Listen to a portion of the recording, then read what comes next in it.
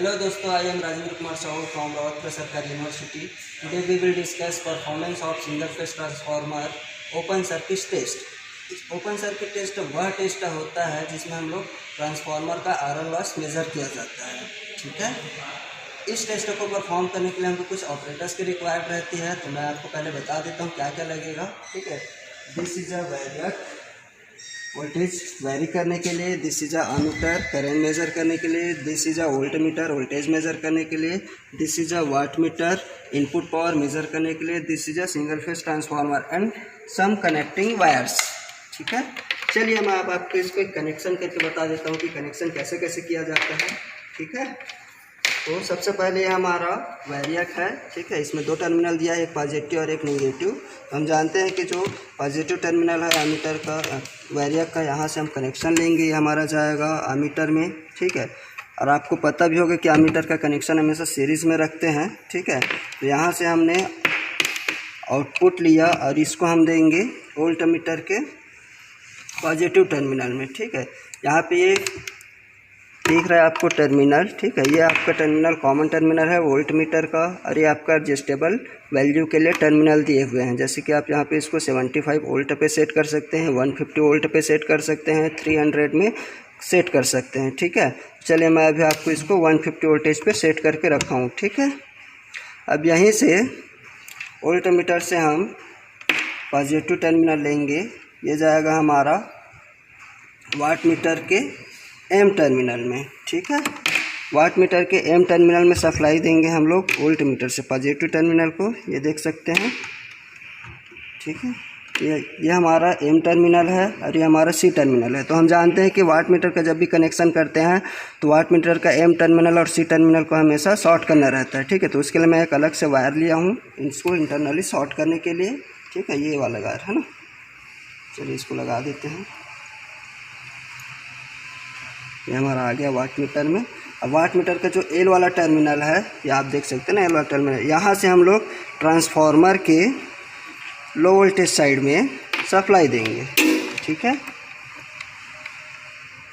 ये हम ट्रांसफार्मर के लो वोल्टेज साइड में सप्लाई देंगे। ठीक है, यहाँ पे आपको डाउट नहीं होना है। ठीक है, डाउट नहीं करना है कि इधर पे आपको प्राइमरी लिखा है तो यहाँ पे आपका सेकेंडरी लिखा है ना, बट मैं कनेक्शन यहाँ पे सेकेंडरी साइड कर रहा हूँ। तो यहाँ पे आपको ये देखना है कि जब ओपन सर्किट टेस्ट करते हैं तो हमेशा हम लो वोल्टेज साइड को ही मतलब सप्लाई देते हैं, हाई वोल्टेज साइड को ओपन रखते हैं। ठीक है, तो यहाँ पे आप देख सकते हो यहाँ पे 110 वोल्टेज है और यहाँ पे 220 वोल्टेज है। ठीक है, मतलब लो वोल्टेज हमारा कौन सा हुआ, सेकेंडरी वाला पार्ट्स। ठीक है, तो मैं यहाँ पे सप्लाई दूंगा। ठीक है, अब ये हो गया आपका पॉजिटिव टर्मिनल। ठीक है, अब आप जानते हैं जब भी हम वोल्ट मीटर का कनेक्शन करते हैं तो पैरेलली कनेक्शन रहता है ना। पैरेलली बोलने का मतलब ये है कि फेज और न्यूट्रल दोनों रहेगा। तो वैरियक का जो निगेटिव वाला टर्मिनल है वहाँ से हम सप्लाई देंगे किसको, वैरियक के वोल्ट मीटर के कॉमन वाले टर्मिनल में। ठीक है, चलिए अब इसको हम यहाँ से सप्लाई दे दिए। अब यहीं से हमारा जो वाट मीटर रहेगा उसको भी न्यूट्रल देना है। ठीक है,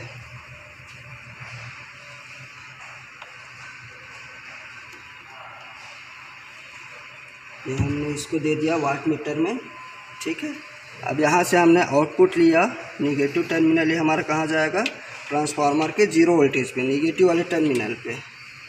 ठीक है,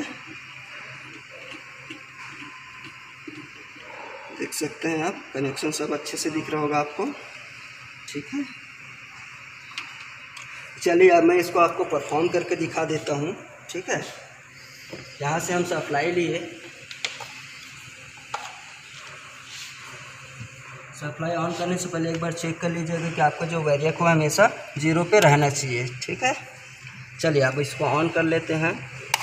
देख सकते हैं आप यहाँ पे हमारा सप्लाई आ चुका है ना।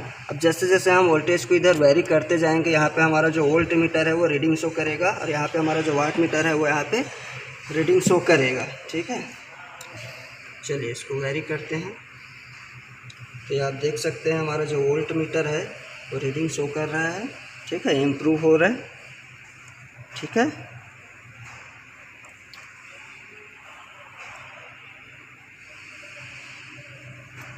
ठीक है, चलिए अभी अब हम इसको यहाँ पे 70 वोल्ट में ला करके सेट करके रखे हैं। ठीक है, लेकिन इसमें स्केल पढ़ने का एक दिया है, ठीक है। जैसे इस वोल्ट मीटर को हम यूज़ करते हैं तो अगर हम 150 के रेंज में सेट करते हैं तो इसको मल्टीप्लाई करना है 2 से, ठीक है।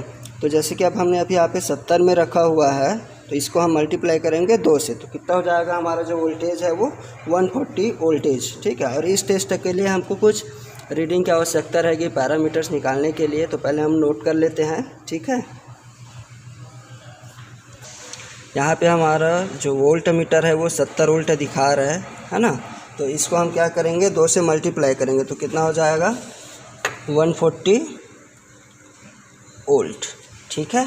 और वैसे ही हम वाट मीटर का देख लेते हैं, वाट मीटर कितना दिखा रहा है यहाँ पे हमको 20 वाट, ठीक है। इसको लिख लेते हैं 20 वाट। और इसी तरह से हमको आई नॉट इनपुट करंट को देखना है, नो लोड करंट बोलते हैं जिसको, है ना। उसको देखते हैं कि वो कितना शो कर रहा है, ठीक है। चलिए अमीटर को देख लेते हैं वहाँ पे कितना रीडिंग शो कर रहा है, ठीक है। यहाँ पे आप देख सकते हैं जो हमारा अमीटर है ये 0.5 एम्पियर दिखा रहा है, ठीक है। तो इसको भी हम नोट कर लेते हैं 0.5 एम्पियर, ठीक है। अब उसके बाद फिर हमको इस टेस्ट के साथ साथ में आर लॉस मेजर करना है, तो हमको ये सब पैरामीटर्स निकालने रहते हैं, है ना। तो चलिए मैं इसको आपको निकाल के दिखा देता हूँ वैल्यू कितना कितना आता है, ठीक है। तो अब जैसे कि पावर फैक्टर निकालना है तो हमारा फार्मूला होता है W0 = V0 I0 cos phi not, ठीक है।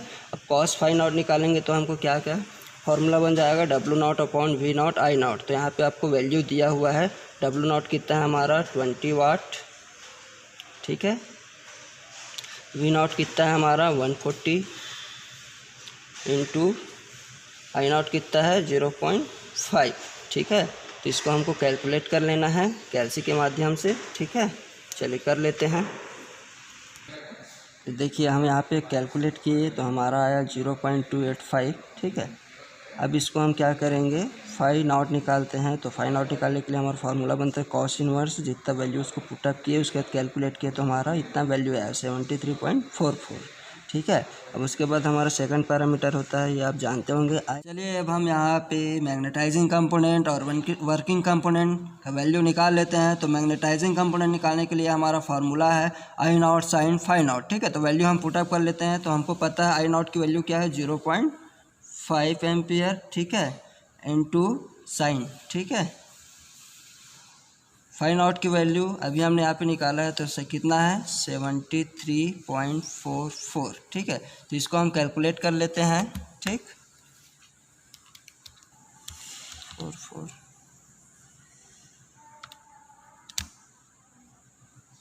ठीक है। अच्छा तो यहाँ पे अब हमारा वैल्यू आ गया है 0.479, ठीक है। उसी तरह से हम वर्किंग कंपोनेंट का निकाल लेते हैं, ठीक है। 0.5 into cos multiply phi naught की वैल्यू 73.44। चलिए इसको भी जल्दी से कैलकुलेट कर लेते हैं, ठीक है।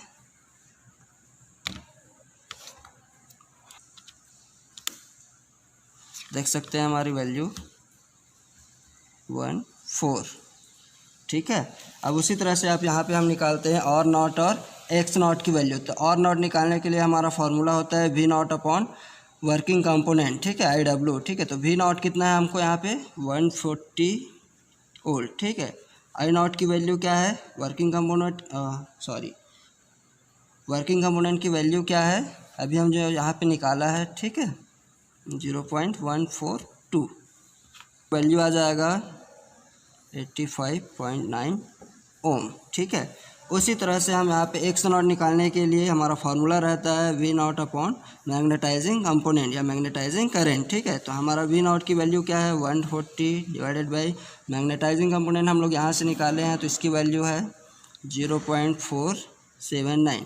इसकी वैल्यू भी हम निकाल लेते हैं, ठीक है। हमारा वैल्यू आ गया है 292.2 ohm. Okay students, any doubt please comment कर लीजिएगा, ठीक है। Thank you.